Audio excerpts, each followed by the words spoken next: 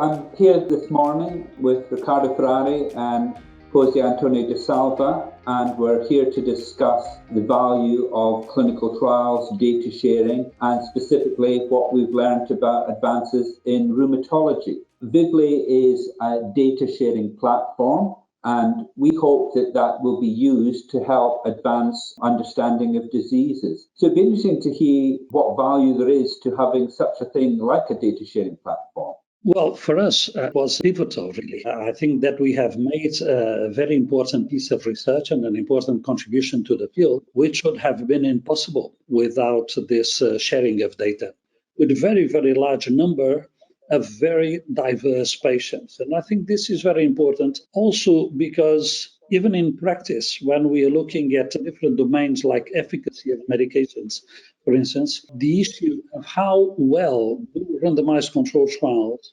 represent the actual patient population is always a problem. And so, in my view, if we can have access to individual patient data and combining them, this can be extremely important, particularly when, as in our case, you are trying to understand overarching concepts.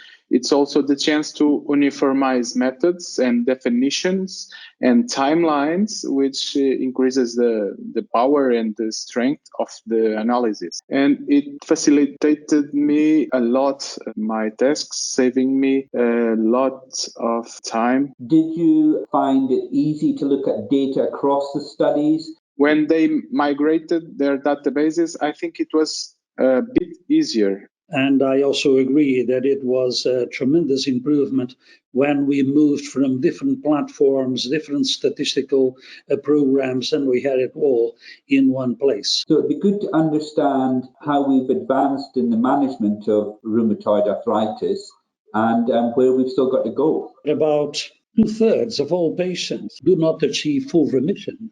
This is due to reasons that are not really related to disease activity.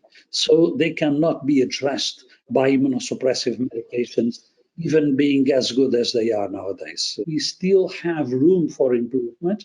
We still have unmet needs. The definition of target includes that swollen joints, tender joints, the CRP in milligrams per deciliter, and the patient global assessment in a scale of 0 to 10 should all be below 1.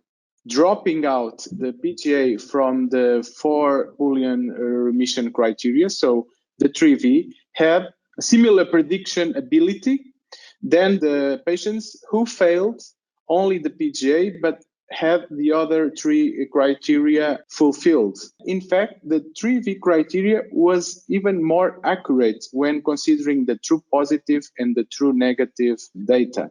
For us to really guide well the immunosuppressive therapy, and for us also to give the appropriate value to these medications, we should have a 3-variable definition of remission, exclude the patient global from that. Those people who would have been invited to increase their immunosuppressive therapy because they did not reach remission solely because of the patient global assessment, they would be overtreated with immunosuppressants. And this is as many as 18% of all patients included in those trials. A lot of unmet needs of the patients that make them have a higher PGA are not addressed. Now, the PGA is uninformative. We ought to consider 2 different targets, so we call it the dual target strategy. One of them is a very sharp focus for immunosuppressive therapy. We call it the biological target, the control of the disease process.